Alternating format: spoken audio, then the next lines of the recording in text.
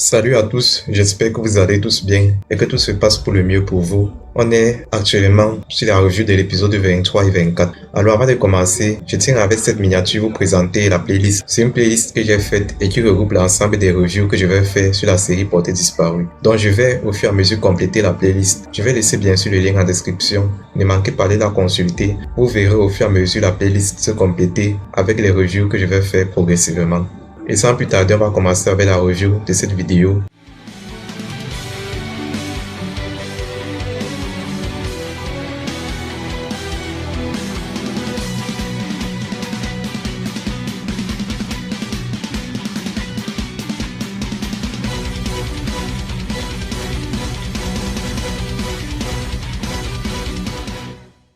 Dans cette partie, Dana et Cristóbal. Dans le shot que j'ai fait, j'ai parlé de compassion et d'affection entre ces deux. C'est bien sûr ce que je pense, une compassion qui a migré vers l'affection. D'abord, la compassion, c'est ce sentiment profond qui nous fait ressentir par expérience ou bien par intuition la souffrance ou bien le bien-être d'autrui. Donc c'est ce qui s'est passé, Cristóbal qui a compati à la douleur de Dana. Dana qui était terriblement triste, terriblement affaiblie, amoindrie suite au kidnapping de sa fille. On connaît tout ce choc que Cristóbal a reçu, la perte de sa femme et de son enfant, les deux assassinés. C'est un traumatisme que je pense personnellement que si ça arrive à quelqu'un, si ça arrive à une personne d'entre nous, je doute vraiment qu'on puisse s'en remettre. C'est quelque chose de vraiment insupportable.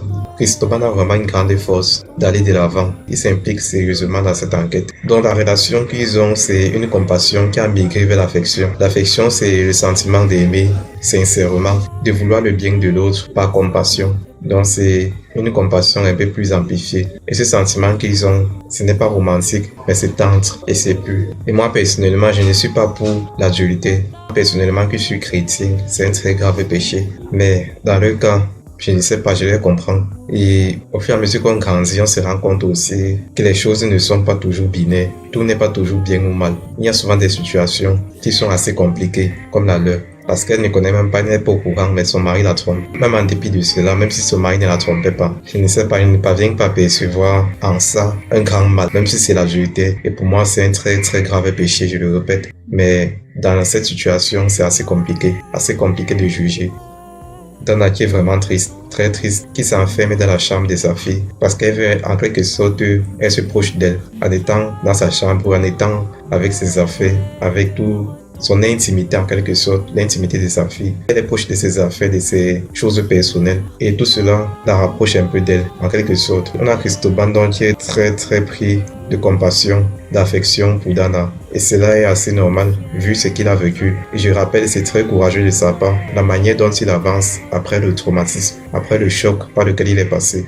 Et derrière, on a Mariano qui dans cela trompe sa femme. Dans tout ce drame, dans toute cette tristesse, il réussit quand même à tromper sa femme. Après, il peut justifier en disant qu'il ne trouve pas de réconfort chez lui parce que sa femme est amoindrie, qu'il n'a pas trouvé réconfort ailleurs. Mais même avant cela, parce qu'il trompait sa femme déjà depuis 2 ans, d'après ce que j'ai suivi. Lui trompait déjà sa femme depuis, même avant le kidnapping de Elisa. Ce qui est très, très, très honteux de sa part. Moi, j'ai dit le péché d'adultère, pour moi, c'est un très, très grave péché. Il doit avoir honte de le faire. Il doit avoir très honte de le faire. Et c'est vrai, sa femme manque de force, de lucidité dans ce moment si difficile. Mais c'est normal, c'est la mère d'Elisa. C'est normal qu'elle soit dans cet état. Il devait être fort pour elle. Mais apparemment, il fait semblant pour aller derrière, tomber dans les bras de sa maîtresse et demander le réconfort. C'est vraiment triste. On a le commissaire avec l'inspectrice Cruz qui sont bien sûr en train de regarder les détails de l'enquête, comment l'enquête avance. Et les ravisseurs qui ont appelé, ils ont appelé pour demander une rançon. Si je me rappelle bien du prix, de 1 million. Ils attendent dans l'appel pour voir quand est-ce que les ravisseurs vont encore appeler. C'est un moment très très très déterminant.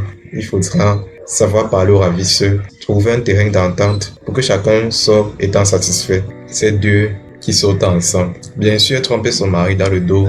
Elle trompe Bruno, bien sûr, avec le meilleur ami de son frère. Une relation basée, une relation qui n'est que apparente. C'est ce que moi je vois, c'est apparent. Et bien sûr, ils se disent qu'ils s'aiment, ils sont amoureux l'un de l'autre. Et peu importe, ce qu'ils font est très mal, c'est très grave. Elle trompe son mari avec un autre homme, avec le meilleur ami de son frère, son employé. C'est très grave. Ce péché, comme j'ai dit, l'adultère, c'est un péché très très grave. Et moi, vraiment, je ne le cautionne pas. dans aucun sens, je le cautionne. On se rappelle même après être reparti dans ses bras. Même lorsque son mari a découvert et qui s'est énervé, qui s'est fâché avec Mariano, elle est toujours repartie dans ses bras. Bien sûr, lui, il était là pour l'attendre, lui qui dit qu'il est amoureux d'elle. Elle aussi qui a dit une fois qu'elle est amoureuse de lui. Comment cela va s'achever? Comment cela va continuer? Où est-ce que tout cela va mener? Et Bruno a découvert que Mariano, avec pour amant Isabelle, sa secrétaire, bien sûr lui fait du chantage de lui remettre sur le projet de la tour. Mais Mariano, par ego, par orgueil, ne veut pas se laisser faire. Il fait tout pour maintenir son influence, maintenir son pouvoir, parce que c'est tout ce qui compte pour lui, dominer les autres, se montrer supérieur aux autres, et même avec ses sœurs, c'est comme ça qu'il agit, comme le grand patron, le souverain. Les gens qui sont tellement possédés de leur ego, moi je ne les comprends pas. J'ai l'impression qu'il manque de conscience. Si tu as une bonne conscience de toi, tu ne peux pas te laisser guider autant par ton ego. Parce que nous tous, nous avons notre rôle. Comme j'ai dit dans un shot, nous tous, nous avons notre rôle sur cette terre. Et c'est à chacun de le savoir. C'est à chacun de le découvrir comme une mission de vie. Donc c'est important. Et on ne peut pas se croire au-dessus des autres quand on sait qu'on est limité, qu'on n'est qu'une partie de l'humanité dans un tout qui constitue l'univers. Donc, on ne peut pas se croire au-dessus des autres parce qu'on est tellement limité en tant qu'humain. On ne contrôle pas tout ce qui nous arrive, tout ce qui arrive dans nos vies. Tout comme lui qui vient justement de perdre sa fille dans un kidnapping. C'est sans doute une personne qui l'a malmené, qui l'a maltraité ainsi, qui a sans doute dû se venger. C'est mon avis. Je me dis que c'est une personne qui l'a maltraité comme il le fait avec la plupart des gens. Lui qui se croit au-dessus des autres par son arrogance, par son ego. C'est sans doute une personne qui voulait se venger et qui a kidnappé sa fille. Dans la mission, c'est de retrouver Elisa. Le ravisseur a déjà fait une demande de rançon. Comment les choses vont continuer? Comment les choses vont se passer? Quel sera la nouvelle indice? Tout cela on va voir dans les prochaines reviews. Ne manquez pas, faites la paix avec vous et avec vos proches et on se dit à très bientôt. A plus.